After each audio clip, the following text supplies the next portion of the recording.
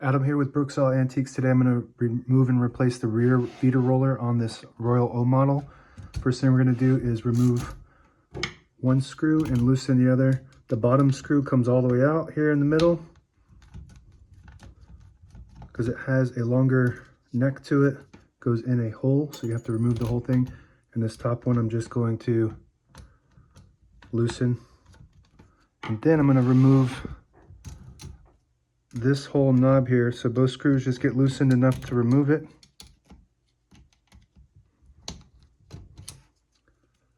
And then you should be able to pull out your right knob with the rod and then just kind of pull this platen out. And be careful, it's got the top cap plus this ring here that can get lost, so you want to be careful with that. Next we're going to remove these two on the paper bed.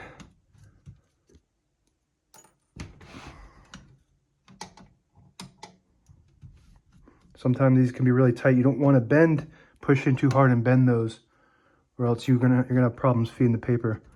So just figure out how to remove those without bending it. And this pops right out.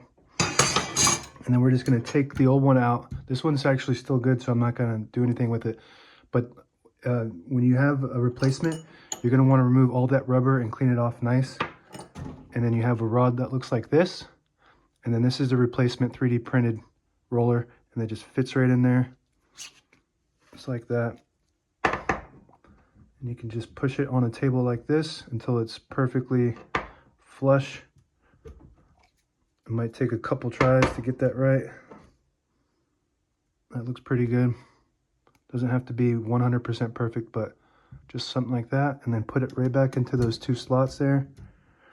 And then the paper bed goes back on like this. Line up those holes. And you want to make sure that those front feeders are set, which they're not right now. So what I'm going to do is I'm going to remove this and then set those front feeders. I have replacements for this too available. It's the same process. And you just set this on there like that. And then line up the two holes. And then replace those screws that took out.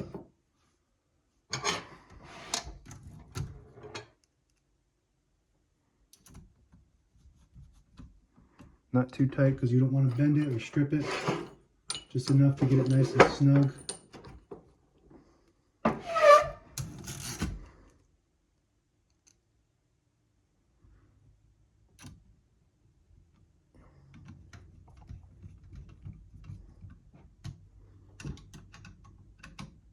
Good. So now we're going to put the platen back in. You want to make sure that these rollers are free-ish.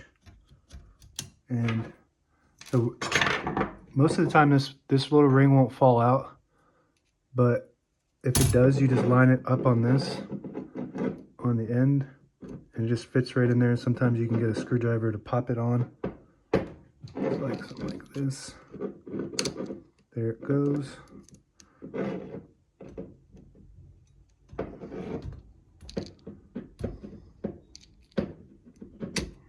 There we go. Put the cap back on, and that fits straight down into it. And then you want to push forward on that line space and pop that on there, and that should fit right in. You just want to make sure that those teeth on that ratchet are over the line space mechanism.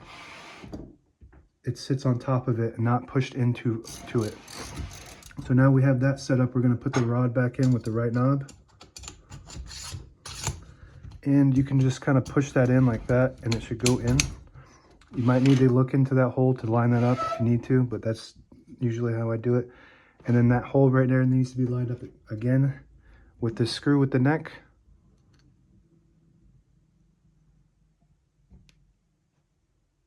And this is a nice magnet screwdriver, so it just sits in there. You want to be very careful with that. If you put that in the wrong way, if you strip it, then you're gonna have to figure a way how to drill that out.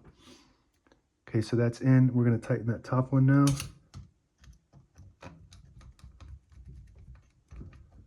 That's tight, and I'm gonna put on the left knob.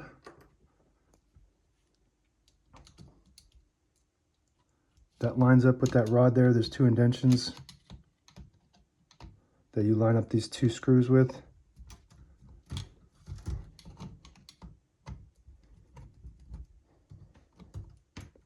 Good, not too tight like I said earlier. Now flip this back again, test it. Looks good. Now we're going to try a page. Perfect.